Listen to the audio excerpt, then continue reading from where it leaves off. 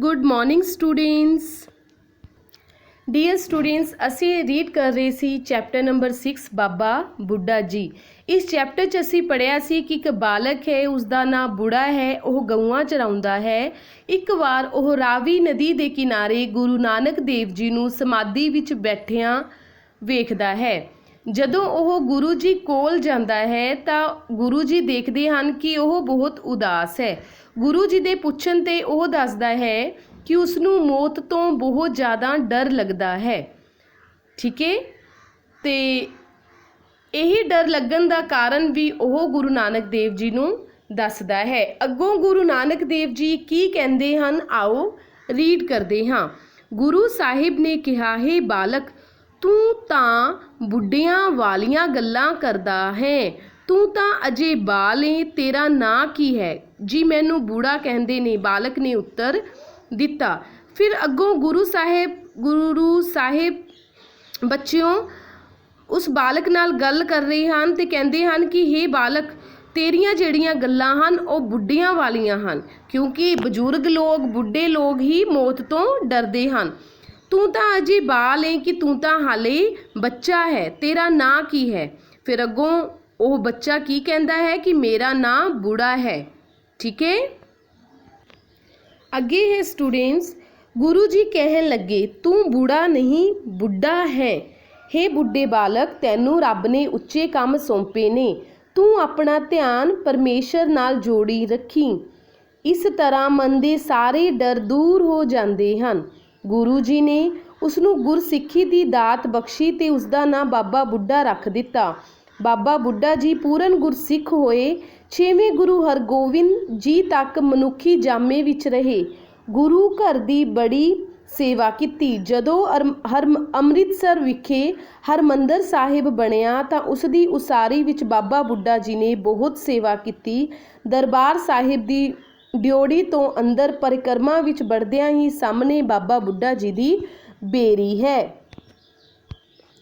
Students, अगे की हुंदा है, गुरु जी उस बच्चे नूं कहंदे हन कि तू बूढ़ा नहीं है, बुढ़ा है। ठीक है, कि तू बूढ़ा नहीं, तू तां बुढ़ा है, तेरियां गल्लां जिहड़ियां हन ओह बुढ़े वर्गियां हन। गुरु जी उसनूं कहंदे हन कि हे बुढ़े बालक, तैनू तां रब ने बहुत उच्चे काम सौंपे हन। ठीक है, तू अपना ध्यान जिहड़ा है परमेश्वर नाल जोड़ के रखना है। परमेश्वर मीनस परमेश्वर, परमात्मा। ठीक है, जेकर तू अपना ध्यान परमात्मा नाल जोड़ के रखेगा तो तेरे मन के सारे डर, मौत का डर या कोई होर डर भी होवे, सारे ही डर तेरे खत्म हो जाएंगे। फिर डियर स्टूडेंट्स, गुरु जी उसनू गुरसिੱਖੀ की दात बख्शते हैं, मीनस गुरु जी उसनू ज्ञान दिंदे हैं ते गुरु जी उसनू एक सच्चा गुरु दा अपना गुरु दा सिख अपना जिहड़ा सिख अपना बंदा बना लैंदे हैं। गुरसिੱਖੀ की दात दे के स्टूडेंट्स, ठीक है, गुरु नानक देव जी उसका नाम बाबा बुढ़ा रख दिंदे हैं। ठीक है, तो बाबा बुढ़ा जी पूर्ण गुरसिੱਖ होए, सच्चे सिख बनते हैं। बाबा बुढ़ा जी पूरी तरह सच्चे मन नाल सिख बनते हैं स्टूडेंट्स। ठीक है, तो 6वें गुरु हरगोविंद जी तक मनुखी जामे विच रहे, मीनस वह जिंदा रहे। ठीक है, पहले गुरु नानक देव जी तो लैके 6वें गुरु हरगोविंद साहिब जी तक जिहड़े हैं बाबा बुढ़ा जी जिंदा रहे सन स्टूडेंट्स। उन्होंने गुरु घर की बड़ी सेवा की सी, मीनस गुरु परिवार की उन्होंने बड़ी सेवा की सी। जदों अमृतसर विच हरमंदर साहिब बनिया सी students, Harmandir Sahib means golden temple जदों अमृतसर विच बनिया सी, उसका जदों काम चल रहा सी तां उस काम विच भी बाबा बुढ़ा जी ने बहुत सेवा करवाई सी। दरबार साहिब विच भी की है स्टूडेंट्स, अमृतसर जेड़े गोल्डन टैंपल की गल इत्थे हो रही है, उत्थे जिहड़ा दरबार साहिब है उसकी ड्योड़ी तो अंदर जदों परिक्रमा करन लई बढ़दे हाँ स्टूडेंट्स, तो सामने ही बाबा बुढ़ा जी की बेरी है जिथे मत्था भी टेकिया जाता है। ठीक है स्टूडेंट्स, हुण दसोगे कि गुरु साहिब ने बूढ़े नां दे बालक नूं किस चीज़ की दात बख्शी ते उसका की नां रखिया? हाँ जी, उसनू गुरसिੱਖੀ की दात बख्शी ते उसका नाम बाबा बुढ़ा रख दिता सी। ठीक है, तो दरबार साहिब विखे बाबा बुढ़ा जी की केड़ी निशानी है? हाँ जी, बाबा बुढ़ा जी की एक ਬੇਰੀ ਹੈ ਉੱਥੇ। ਅੱਗੇ ਸਟੂਡੈਂਟਸ ਰੀਡ ਕਰਦੇ ਹਾਂ। ਦੂਜੀ ਪਾਤਸ਼ਾਹੀ ਤੋਂ ਲੈ ਕੇ 6ਵੀਂ ਤੱਕ ਗੁਰਿਆਈ ਦਾ ਤਿਲਕ ਲਾਉਣ ਦਾ ਕੰਮ ਬਾਬਾ ਬੁੱਢਾ ਜੀ ਨੇ ਹੀ ਕੀਤਾ। 6ਵੇਂ ਗੁਰੂ ਜੀ ਨੂੰ ਪੜ੍ਹਾਈ ਲਿਖਾਈ ਤੇ ਸ਼ਸਤਰ ਵਿੱਦਿਆ ਇਹਨਾਂ ਨੇ ਹੀ ਸਿਖਾਈ ਤੇ ਅੱਗੋਂ ਗੁਰੂ ਹਰਗੋਬਿੰਦ ਜੀ ਦੇ ਬੱਚਿਆਂ ਨੂੰ ਵੀ ਸਿੱਖਿਆ ਦਿੰਦੇ ਰਹੇ। ਦੂਜੀ ਪਾਤਸ਼ਾਹੀ ਦੂਜੇ ਗੁਰੂ ਸਾਹਿਬਾਨ ਕਿਹੜੇ ਸਨ ਸਟੂਡੈਂਟਸ? ਗੁਰੂ ਅੰਗਦ ਦੇਵ ਜੀ।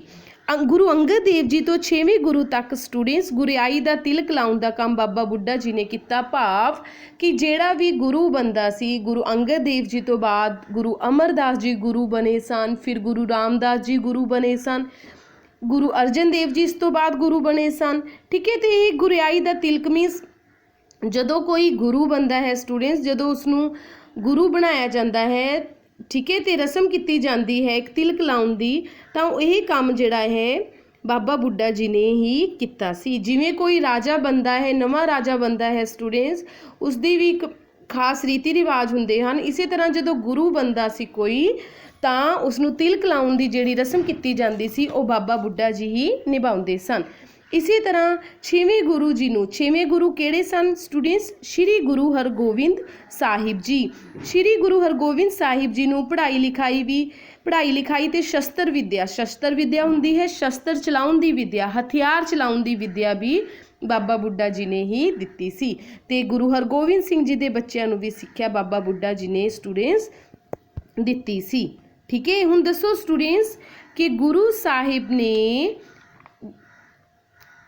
ਬਾਬਾ ਬੁੱਢਾ ਜੀ ਨੇ 6ਵੇਂ ਗੁਰੂ ਜੀ ਤੇ ਉਹਨਾਂ ਦੇ ਬੱਚਿਆਂ ਨੂੰ ਕਿਸ ਪ੍ਰਕਾਰ ਦੀ ਸਿੱਖਿਆ ਦਿੱਤੀ ਸੀ? ਹਾਂਜੀ, ਪੜ੍ਹਾਈ ਲਿਖਾਈ ਤੇ ਸ਼ਸਤਰ ਵਿੱਦਿਆ ਦੀ ਸਿੱਖਿਆ ਦਿੱਤੀ ਸੀ। ਸ਼ਸਤਰ ਮੀਨਸ ਦੁਬਾਰਾ ਦੱਸ ਰਹੀ ਹਾਂ ਸਟੂਡੈਂਟਸ, ਹਥਿਆਰ। ਠੀਕ ਹੈ, ਅੱਗੇ ਹੈ ਆਪ ਬੜੀ ਨਿਰਮਾਣਤਾ ਤੇ ਨਿਮਰਤਾ ਦੇ ਮਾਲਕ ਸਨ। ਇੱਕ ਵਾਰ ਦੀ ਘਟਨਾ ਹੈ ਕਿ ਗੁਰੂ ਅਰਜਨ ਦੇਵ ਜੀ ਦੀ ਸੁਪਤਨੀ ਮਾਤਾ ਗੰਗਾ ਜੀ ਨੇ ਗੁਰੂ ਜੀ ਅੱਗੇ ਬੇਨਤੀ ਕੀਤੀ ਕਿ ਉਸ ਨੂੰ ਪੁੱਤਰ ਦੀ ਦਾਤ ਬਖਸ਼ਣ। ਉਹਨਾਂ ਨੇ ਕਿਹਾ ਬਾਬਾ ਬੁੱਢਾ ਜੀ ਕੋਲ ਜਾ ਕੇ ਅਸੀਸ ਲਵੋ।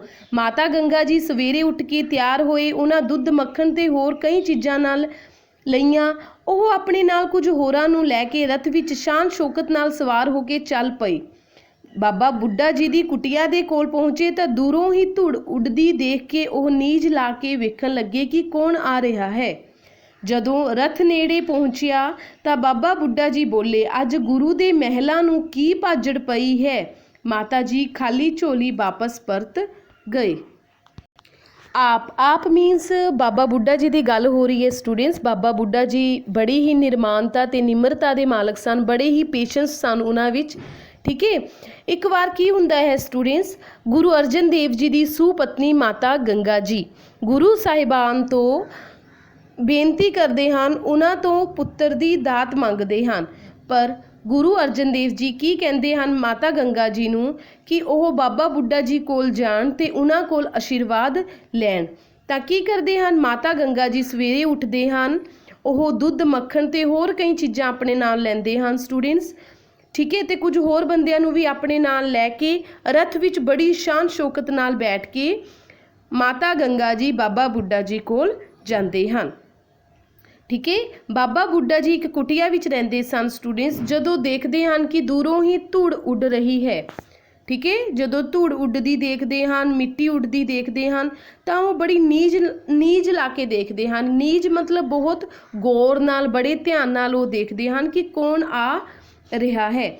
ਜਦੋਂ ਰਥ ਮਾਤਾ ਗੰਗਾ ਜੀ ਦਾ ਰਥ ਨੇੜੇ ਆਂਦਾ ਹੈ ਸਟੂਡੈਂਟਸ, ਤਾਂ ਬਾਬਾ ਬੁੱਢਾ ਜੀ ਕੀ ਕਹਿੰਦੇ ਹਨ ਮਾਤਾ ਗੰਗਾ ਜੀ ਨੂੰ ਕਿ ਅੱਜ ਗੁਰੂ ਦੇ ਮਹਿਲਾਂ ਨੂੰ ਕੀ ਭਾਜੜ ਪਈ ਹੈ, ਕਿ ਗੁਰੂ ਸਾਹਿਬਾਨ ਦੇ ਜੋ ਮਹਿਲ ਹਨ, ਕਿ ਉਹਨਾਂ ਦੀ ਜੋ ਇੰਨੀ ਸ਼ਾਨੋ ਸ਼ੌਕਤ ਹੈ, ਕਿ ਮਾਤਾ ਗੰਗਾ ਜੀ ਹਨ ਗੁਰੂ ਸਾਹਿਬਾਨ ਜੀ ਦੀ ਸੁਪਤਨੀ, ਉਹਨਾਂ ਨੂੰ ਕੀ ਭਾਜੜ ਪਈ ਹੈ, ਉਹ ਕਿਉਂ ਇੱਥੇ ਆਏ ਹਨ, ਕਿ ਉਹਨਾਂ ਨੂੰ ਕੀ ਲੋੜ ਪੈ ਗਈ ਹੈ ਇੱਥੇ ਮੇਰੇ ਕੋਲ ਆਉਣ ਦੀ। ਇਸ ਤਰ੍ਹਾਂ ਸਟੂਡੈਂਟਸ ਬਾਬਾ ਬੁੱਢਾ ਜੀ ਮਾਤਾ ਗੰਗਾ ਜੀ ਨੂੰ ਕੋਈ ਆਸ਼ੀਰਵਾਦ ਨਹੀਂ ਦਿੰਦੇ ਤੇ ਮਾਤਾ ਗੰਗਾ ਜੀ ਖਾਲੀ ਝੋਲੀ ਲੈ ਕੇ ਹੀ ਵਾਪਸ ਪਰਤ ਜਾਂਦੇ ਹਨ, ਵਾਪਸ ਚਲੇ ਜਾਂਦੇ ਹਨ।